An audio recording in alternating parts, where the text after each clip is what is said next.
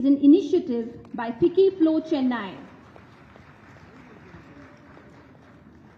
It is an initiative by Picky Flow Chennai, Handloom and Textile Vertical, which aims to promote and revive the extraordinary artistry of the Toda women from the Nilgiri Hills. We now request our Honorable Finance Minister to please address the gathering.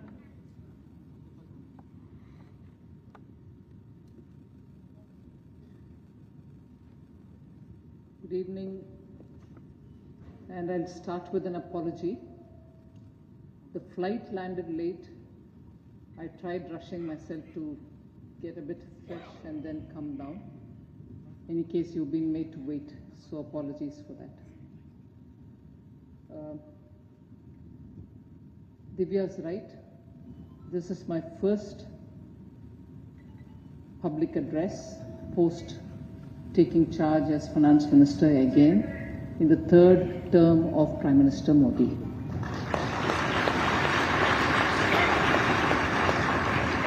I also checked up with Divya to know if the audience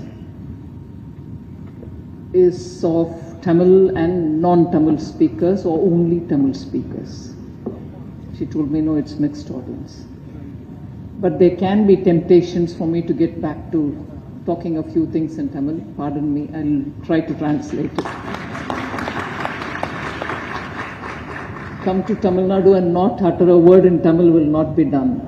So, actually, we are standing here, I mean, not just me, the government, after having been elected for the third term consecutively. I want to underline the fact that it is absolutely critical from the point of view of stability and continuity. Now, policies which are made with a lot of consultation, policies which come out of stakeholders giving their inputs, are made after a lot of effort, and in that, having worked closely, I can say, the Prime Minister literally labors to know what the views in the ground are. So policies are never made in a hurry. Policies are never made with the confidence that we know it all. Never. Whether it is policies related to women, whether it is policies related to, scheduled caste, scheduled tribes or the poor. In fact, you would have noticed from before the election campaign, there was a context to it also. That today, if in India, you're looking at wanting to reach a good stage of being developed as a country by 2047, it's all right for us to say, oh, that's a political, sloganeering, Vikasit Bharat. No, don't all of us want to see this country better off? Don't all of us want to see this country much, much better than what we've seen during our childhoods? So, it is an aspiration for all Indians to want to see India developed, by a certain milestone, and keeping 2047, that is 100 years after we obtained independence from imperial rule. It's not too ambitious to say by that time let us work to have an India which is built with our sweat and toil and reach such a level that all of us can be proud that during our lifetime we built an India which the next generation will feel proud to be part of. And therefore, Vikasit Bharat is not a political sloganeering, it is aspirational benchmark for all of us Indians, and in that, particularly women, we have a very big role to play. Now, when I say this, it is not washing my hands off saying, government says all women will have to contribute to this. During this, Divya tells me 30 minutes, but I'll try to finish it earlier so that you can have an interaction as well. The topic that you've given yourself, women rising, has been completely enabled by Prime Minister Modi during his 10 years term, and that is why during the G20 conference, where you had participation of the top 20 countries, If there were 2 or 3 aspects on which India was praised, India was further asked questions about, can you tell us how this is working or how you achieved it? There are 3 big things on which G20 invoked interest in India. One was the way in which we scaled up digital public infrastructure. Public spending money, infrastructure for digitization of the country being completely invested by the government, but it wasn't kept as if only government can use it. It was left open for anyone to use it. So medical services, banking services, and education to start with benefited. Now it is spawning so many different activities that people in advanced countries themselves are not able to believe, because the impression about India is particularly women, particularly rural areas, they wouldn't be in a position to adapt to digitalization, and therefore you won't be successful. We disproved it well before COVID. But during COVID, using that kind of a digital technology to be able to tell which citizen got which vaccine, was he once vaccinated or twice vaccinated, was like a digital passport given to a person, so that his movement becomes a lot more methodical, not a scrap of paper which can be suspect sometimes. So your digitalization was one of the things on which there was a great deal of appreciation. The second thing was the way in which Indian economy was moving, and despite COVID, that is, the recovery was all across the board. MSMEs were doing very well. Economy, whether it is agriculture, which is labor intensive, and labor underemployed in agriculture, despite that agriculture was doing very well. So there was this great sense of, oh, something is happening in India.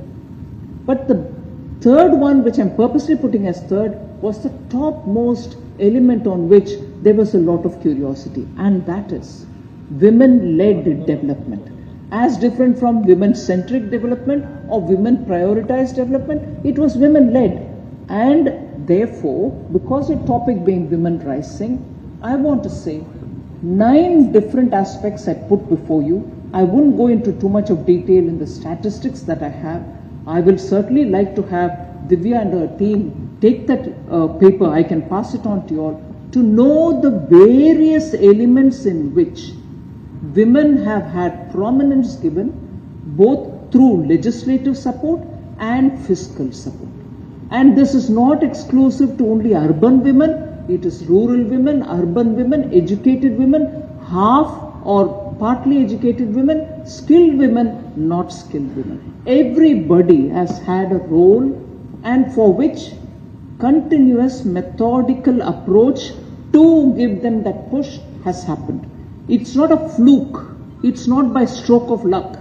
It is that effort which happened since 2014 in every aspect. So I clubbed my thoughts into 9 different silos. I'll put it before you because you're women who are going to have very strong influence in building India towards the 2047, where we, our neighbors, our children, our grandchildren, all of them can see a better India, and that is where you're going to be influencers, catalysts, and doers yourselves. So I look at 9 different aspects, and continuously we have this thing about demographic dividend.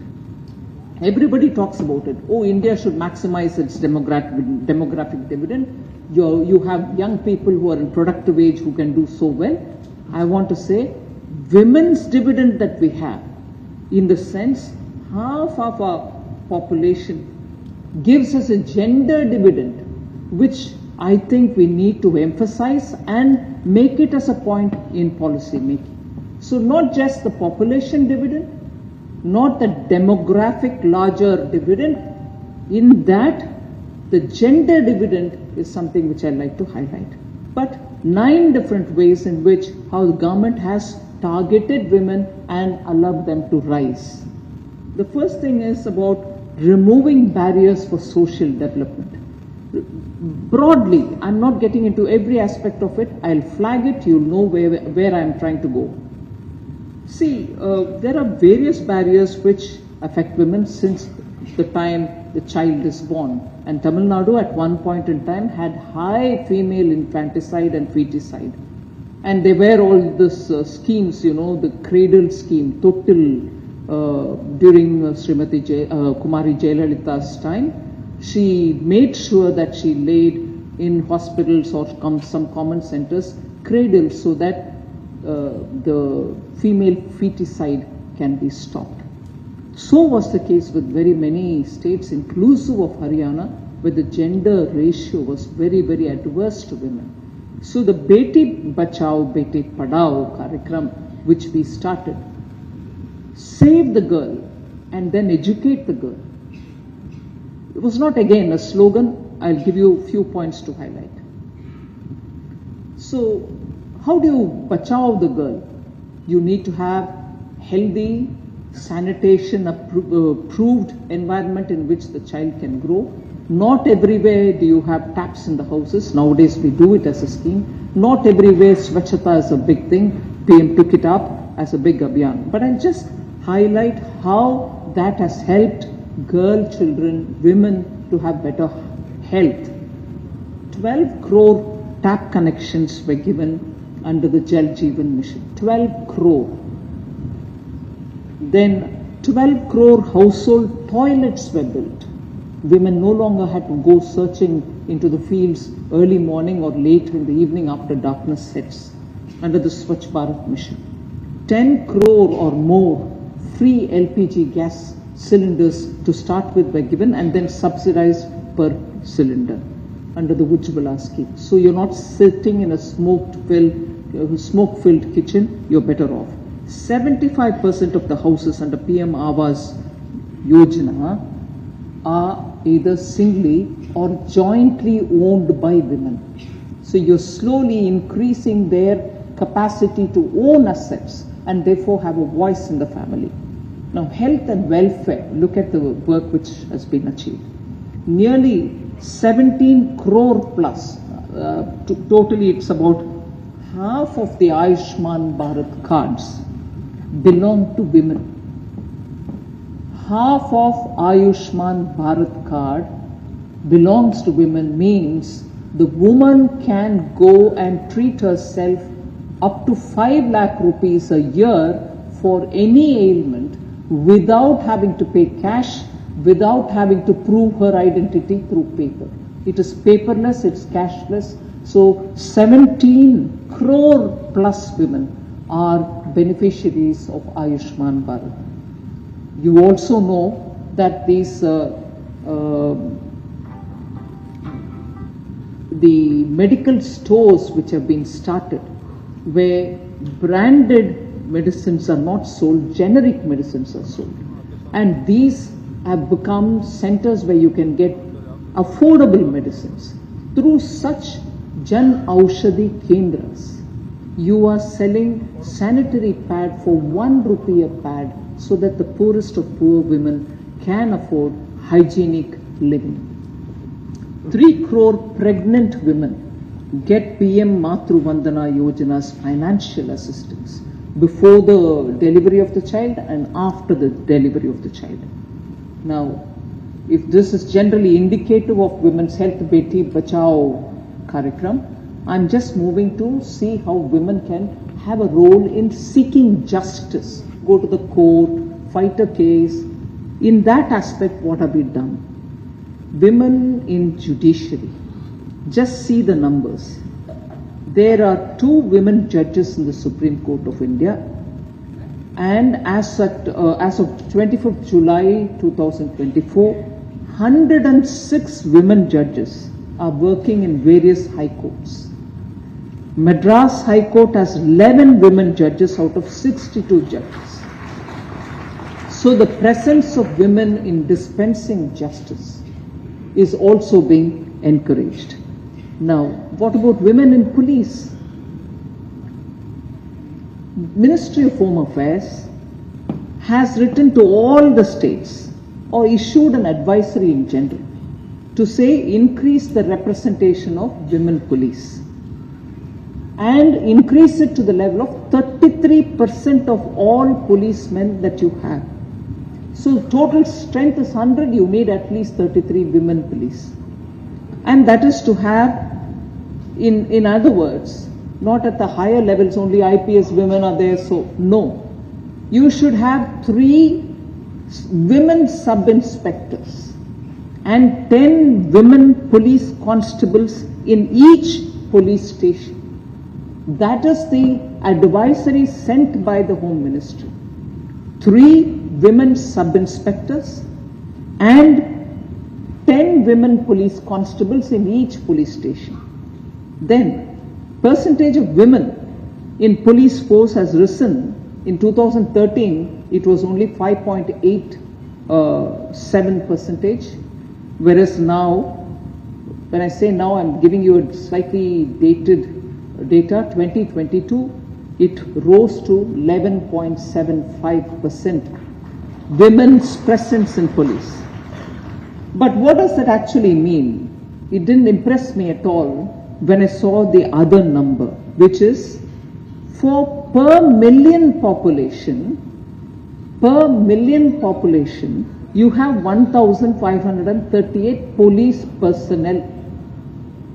But for per million population, we have only 170 women police personnel.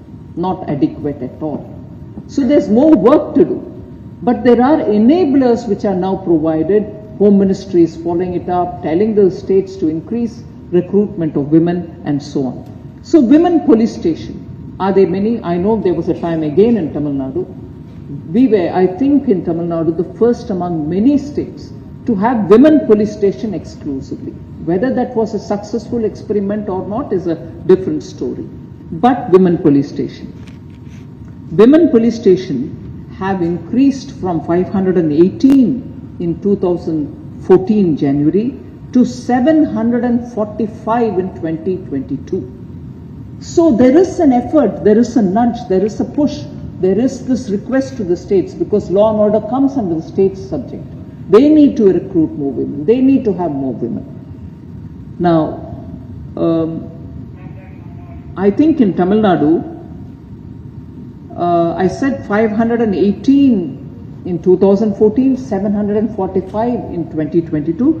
Here in Tamil Nadu, you have 202 women police stations. So there are states which are pushing on this. Then there are 14,658 women help desks all over the country. So do we get a hang of justice for women? Yeah, they're all present, women's judges are present, women police is available in the ground. But fast tracking of justice for women, that very process is a very tiring process.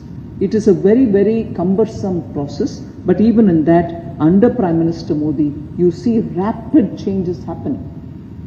Fast track courts are very important, particularly because they are meant to deal with heinous crime.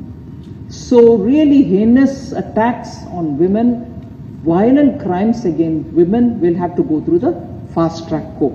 So as of 31st May 2024, 866 fast track courts are functional and they are trying serious crimes against women, children and also senior citizens.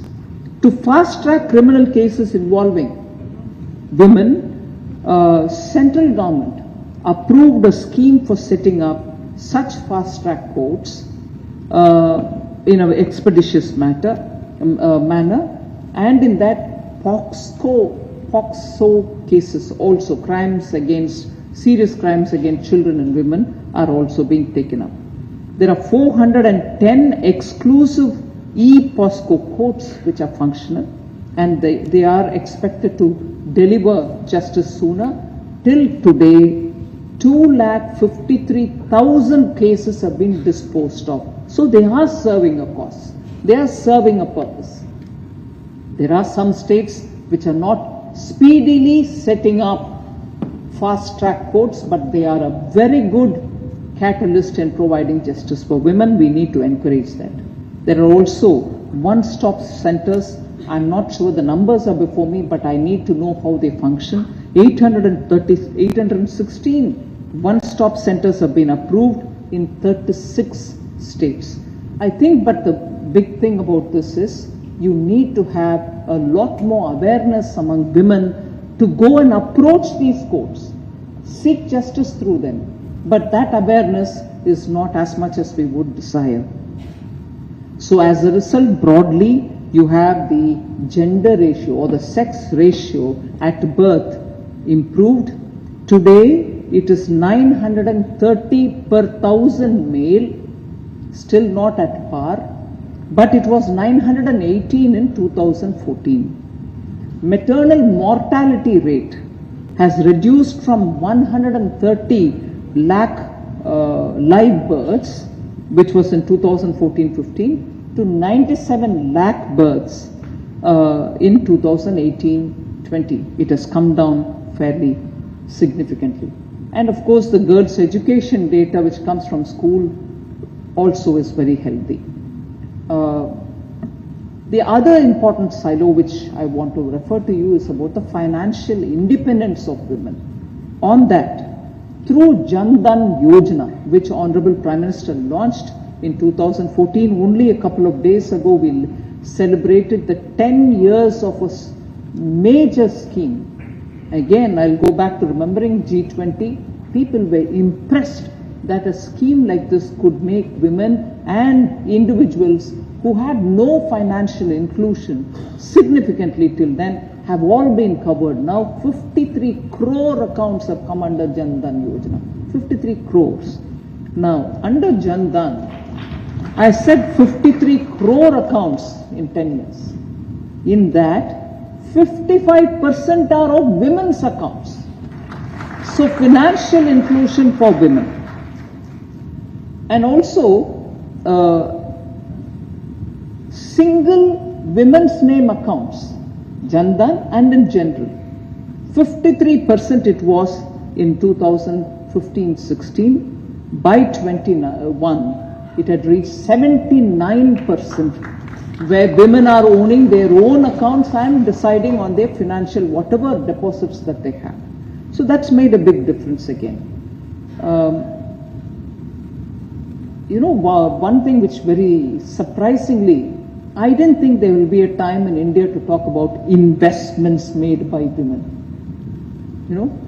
You would think, all right, money to spend with women, it's all right. Women to do some business, the parent or husband or somebody gives them the money. But today the investments are happening by women independently, and that data is important for us to remember and share. You have these Mutual Association of Mutual Fund India, AMFI. They have given data on the share of women in India's mutual funds under the asset under management. Has shot up from 15.2% in 2017 to 21% in 23. So the pace of growing particularly is happening through small towns. It's not Chennai women, it's more Tirupur women, it's more like some small town anywhere. I don't want to take a name of a small town and people say, no, we are not small town. Anyway, tier 3, tier 2. So in that, that is beyond top 30 cities. It's a safer way to say. In India, the top 30 cities, if you push them aside, these women have come from further below 31, 32 and 50 and so on. So women from far-flung areas are now showing interest in putting their money, not just for saving, but for investment purposes. Access Mutual Fund also did a study, July 24. What did they say? Increasing number of women are assuming control of their financial futures, as in their study, 72% of women investors are now making their own independent decisions about their own investments, which is a brilliant number. 72% of women making their own decisions. So the proportion of women investors using fintech channel, even better. They're not just putting their money for investment, they're going through the fintech routes. So technology savvy, investment savvy, money management savvy, and not the urban metropolitan women, women from everywhere. Amazing changes are happening in India. You know, in that Access study says, women investors using fintech channels has skyrocketed, that is Access's own words, from 14% to 55% in just 5 years. Women are just rapidly moving in that area. Okay, now investment is all right. I'm moving to the next silo so that I don't take much of your time. Entrepreneurship. All of you are here, about you.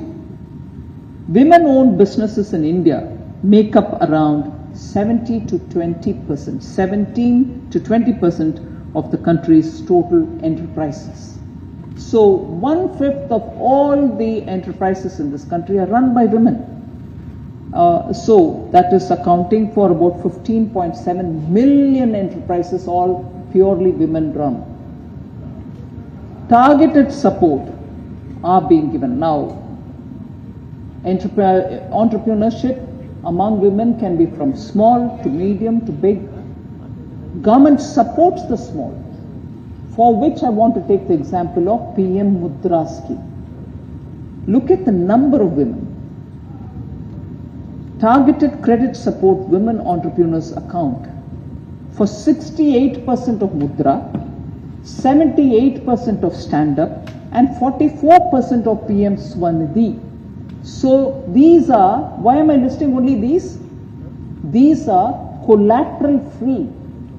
Government gives the sovereign guarantee, you just go pick the money up and do your business.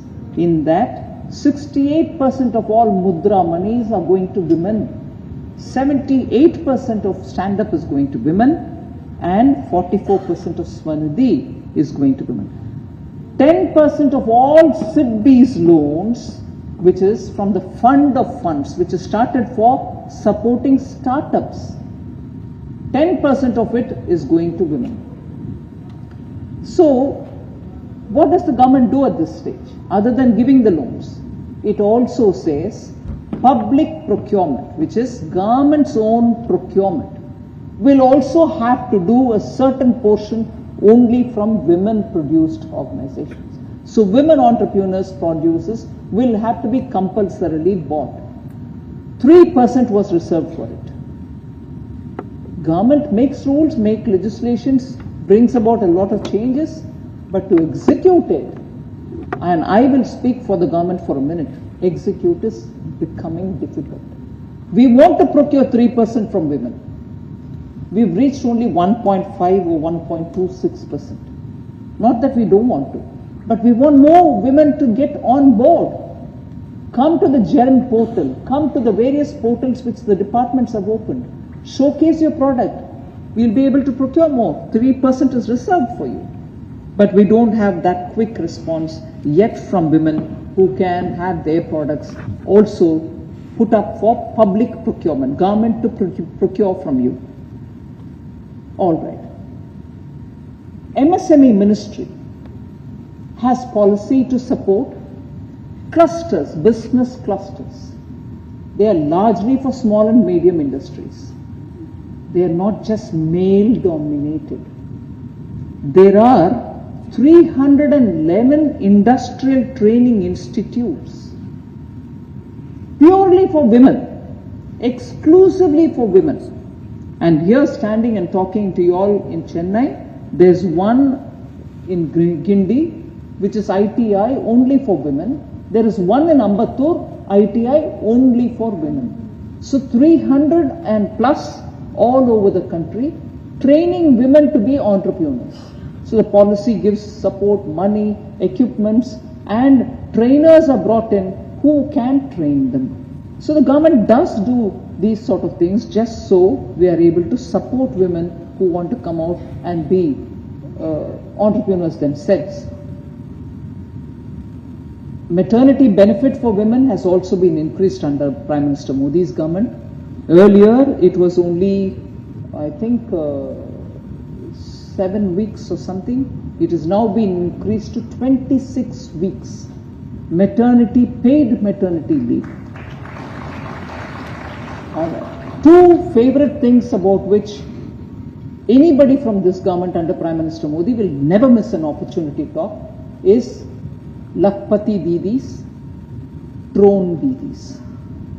In every village now, there are women being trained to become Lakpati Didis, which means they will be women who will earn at least a lakh of a rupee every year because of the training that we provide. And also after that we give them some assistance. What is it? They are now trained in plumbing, LED bulb making. LED bulbs are now being made in cottage industries and mostly women are making it. And they are also being taught to use drones, maintain drones and repair and lease it out. They can go themselves serve the drone or give it to somebody to go do the work and come back. So the Lakpati Didis sometimes are also drone Didis. The government trains them to use drone. I keep saying this. It might not be such a big thing for Tamil Nadu, but I think even for Tamil Nadu in a way, and for many states, it's one thing to talk about women, empowering women and so on. But in villages, where women largely are seen in agricultural activities, doing only the very laborious, painstaking, physically hurting work, like you will find, and I'm sorry for the men who are sitting here, stand up and spray the fertilizer will be happily done by the man. But bend and remove the weeds will be done by the women. Just swap the role and see. Will it work? It won't. In such an environment, Prime Minister Modi said, hey, let all that be what it is. I am not going to disrupt that. But I will allow these women to take these drones and spray the fertilizer, survey the land for the crop intensity so that you'll know what is the density of the crop and what will be the probable outcome, survey the extent of land, and all this, sari clad, probably flowers in her hair women, holding in the village a drone's control board, and the drone goes on the field. What would it do to our Indian mindset? Please just go back and think. In a village where otherwise she is along with another 50 women, bent completely like a U, picking the weeds. Today she says, well, we'll do that, but here, I have come here to spray the fertilizer. And what? Not the usual style, through the drone. That training is being given by our government. So women rising is not just getting women in the boards of big companies. It's not just getting women to become chartered accountants. It's also making sure your women, your cousins in the villages are also doing things very differently. So it does two things. It gives her some money to earn, but she becomes really confident, self-confident, and becomes a talking point in the village. Arey, Didi is going to come with a drone to spray the fertilizer, man. You want to know the extent of your land? Call her.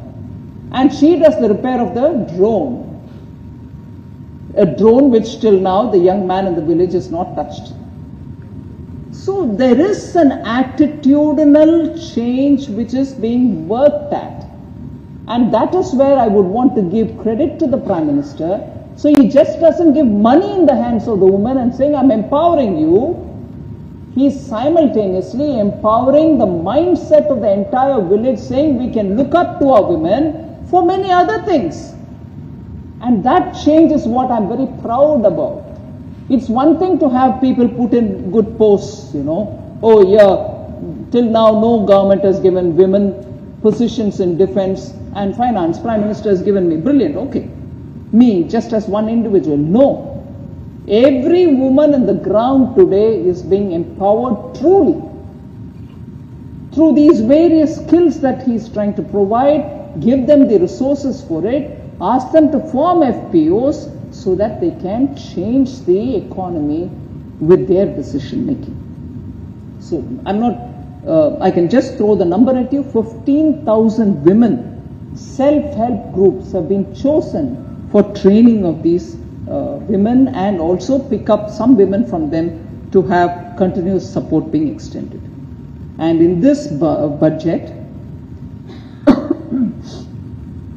comparing with 2014, when 97,000 crores were given, 97,000 plus crores were given for women, this time we provided 3.10 lakh crores for women-related schemes. Where is 97 in 10 years ago, and where is 3 lakh plus now? That is the emphasis Prime Minister has given for women. And in this particular budget, I have made announcement for working women's hostels to be provided, creche to be provided, and also promotion of market access to all those women who are doing localized businesses. The participation of women also is improving. The data which is coming out from the Labour Ministry, female labour force participation has also increased. It is now gone to 37% from the earlier 23%. So there is definitely. So the naysayers who talk about, oh, India, women are not getting an opportunity, they are not doing anything, should go through a comprehensive picture of what's happening in the last 10 years, rather than flippantly talk about nothing is happening. Startups. Sorry, have I crossed my time, Divya? Startups. The tendency, and I know when it was launched, I was in the Commerce and Industries Ministry. At that time, it looked as if women are not in startup world. Innovations is the critical word. So when startups are being formed, more men are coming forward with a lot of innovative thoughts which could be scaled up for commercialization. So women probably are not up to it. No. I'll give you the number today. There are more than 1.4 lakh recognized startups in this country. 47% have at least one women director in them. And you heard this, unicorns, 111 unicorns in this country, because the evaluation classifies them as unicorn, as different from any startup. 18% of these 111 unicorns are created or led by women. Unicorns, not just startups. Your valuation has multiplied so much, it has touched 1 billion or more, and that is why you are called a unicorn. There are 18% of these 111 which are women-led. So I want that message that women are everywhere. In some places they may not be seen as much, but their numbers are growing. And it is people like us who have to give that extra support to make sure their stories are also publicly disclosed, spoken about, so that others can feel encouraged. Women in boardrooms. There are more things to be said about startups, but I'll leave it there. Women in boardrooms. There's a threefold increase. All India, there are 8.83 lakh women who are directors associated with active companies as of August 2024. Active companies, they are directors, and the number is 8.83 lakh.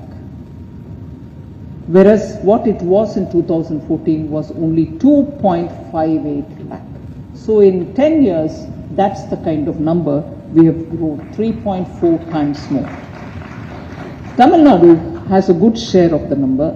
68,000 women directors associated with active companies in August 2024, compared to 15,550 in 2014, 4.3 times rise, faster growing than the national average. Female directors represent 22% of the board in Nifty 50. Nifty 50 has female directors, so don't miss out. It was only 18% in 2019. Today it has gone up to 22%. STEM sciences, ISRO, women, I don't need to elaborate, they are also worthy of mentioning, but I'll leave it there so that I don't take too much time. But 81 years ago, in 1942, the Council for Scientific and Industrial Research, the CSIR, was formed. I'm sure you know why I'm mentioning it here now. 81 years ago it was formed, and only now, since 2022, you have a lady who's heading it as the Director General. Dr. N. Kalai Selvi heads it. 81 years, they've never had a woman. This time, from 2022, you have a lady heading it. Lastly, you specifically mentioned power politics. The women reservation bill has been passed. That's the first thing which was done in the new parliament. I was so happy. Any random bill is okay. But to signify that in this country we have kept that as a priority, I was extremely impressed that that was picked up as the bill to be passed in the new parliament. As it is, credit be given also for the Panchayat reservation which happened in 1974, as a result of which then 33% was reserved for women to be represented at the Panchayat level, elected members of the Panchayat, the Sarpanch and so on. Normally there is no party symbol, but women are elected. 33% reservation. But today they are 46% of all those who are elected, meaning 33 is the reserved position. People have realized now that's a wonderful route. They are even contesting from unreserved seats and winning. As a result, 33% is by natural course gone up to 46. That's the principle. So once you give reservation, it is not to just handhold them forever. You open that door, women can find their own way, and today 33 is not stagnating, it's going closer to 50%, which is what is the population of women now. So with this, I would finally come to the last point, national security and defense related. Again, an area I'm very proud to say, when I was in Defense Ministry and Prime Minister Modi was very clear that I want women to get into defense forces as much as men. There is no way in which you can give excuses. See what you want to do. Since then, we started from the smallest level, which is entry into Sainik School, entry into the National Defense Academy, recruitment into the 3 services, not as a part-time or a short-term tenured role, full-time as much as men, and also be deployed at the front. Today, I'm happy to say, Indian Navy inclusive, which was the last of them to come in, they had their reason. I can sympathize with it. Entry of women in all branches, all cadres, all specialization is inclusive of naval activities except for submarine. Navy and all of the forces have now commenced recruitment of women in full force, all of them. Women Agniveers are also being recruited, and they're also being given a complete role as much as other Agniveers. Recruitment of officers in the Indian Air Force now is gender neutral. They don't see whether it's a man or woman, they just recruit if the person is fit and proper for their roles. And in the INA, that is Indian National Academy, women cadets are now eligible to join through 10+2 BTech courses. Immediately after 10+2, like the way you go into engineering, in the Indian Naval Academy, women can enter post 10+2. And in all the 33 Sainik schools, earlier it started with only some schools, now in all Sainik schools, girls can be recruited. So broadly, I've indicated what our government has done in the last 10 years to help more women to come into every angle, every aspect. Every push that is required for women is being given. But what I would think is, in a newer area in which some policy announcements have been made, I would invite Ficky Flow to play a big role, and that is in artificial intelligence, where there is requirement for training women. Ficky Flow should come forward, work with institutions to train young women to be initiated into AI. I'm not saying give them all the support to become a master of AI, initiate them into it. Today, the speed with which the industry is moving towards utilizing AI, you'll have workforce which is required for it, and women cannot be missing it out only because they've not been trained in it. Ficky Flow should work with companies which are moving towards AI and institutions like the IIT, which are now becoming centers of excellence for AI, to bring in new young girls to get trained in AI. And in that, I would even go one stretch further. The Northeast and the young people there are learning to do things, and they perform so well. Why would it be difficult for Ficky Flow to pick and choose 10 people from your that side flow? I'm sure you have a chapter there. Pick up those girls, bring them here, keep them here, give them that exposure, and let them find their own path. After all, if India has to develop, every part of India will have to develop, and unless we all chip in our bit, it's not going to happen. So, thank you for giving me an opportunity.